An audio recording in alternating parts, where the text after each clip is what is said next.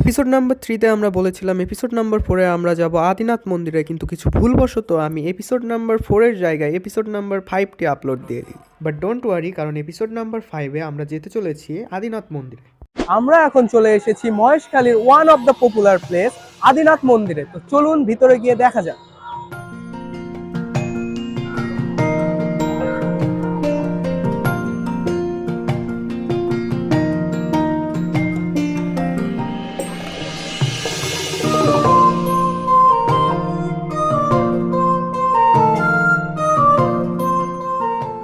Finally আমরা পাহাড়ের টপে চলে এসেছি। এখন আমরা ভিতরে ঢুকছি মেইন মন্দিরে।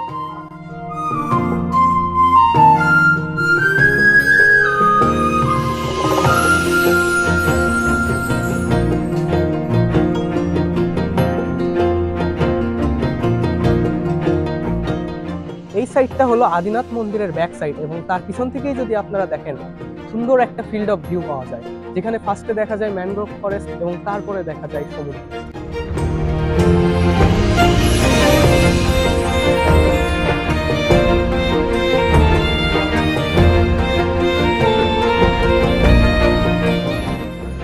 মন্দিরের গেট দিয়ে ঢুকে আপনারা যদি ঠিক বাম পাশে চলে আসেন, তাহলে বাম পাশে দেখতে পারবেন এই পাশে আরো একটি মন্দির আছে, যে মন্দিরটিকে নাম দেওয়া হয়েছে অদ্বৈত ধাম।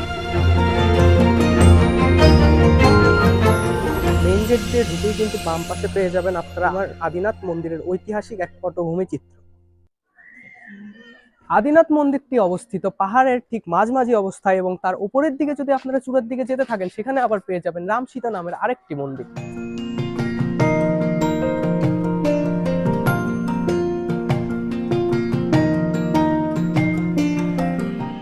ফাইনালি কিন্তু আমরা পাহাড়ের চূড়ায় চলে এসেছি, এবং এখানে আমরা পেয়ে গেছি আদিনাথ রাম সীতা মন্দির। এবং আপনাদেরকে যদি দেখাই আমি যে আমরা বর্তমানে কতটা উপরে আছি।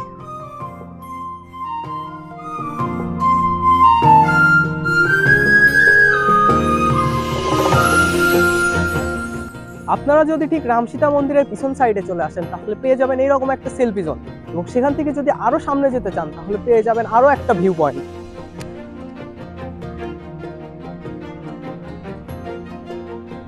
আপনারা যদি আদিনাথ পর্বতের একদম টপ পয়েন্টে চলে আসেন, তাহলে এখান থেকে পেয়ে যাবেন একটা সুন্দর মন্দির, এবং তার ঠিক পিছনে পেয়ে যাবেন আপনারা সুন্দর ভিউ পয়েন্ট।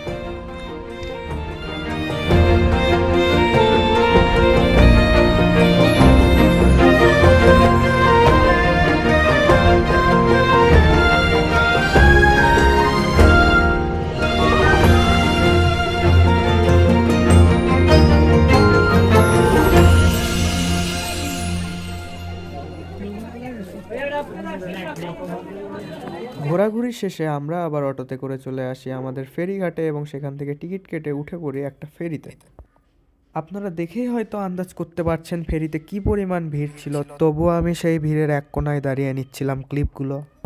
আজকের ভিডিওটা এই পর্যন্তই। দেখা হচ্ছে আবার নেক্সট এপিসোডে। নেক্সট এপিসোড দেখতে লাইক ফলো করে আমাদের পেজের পাশেই থাকুন।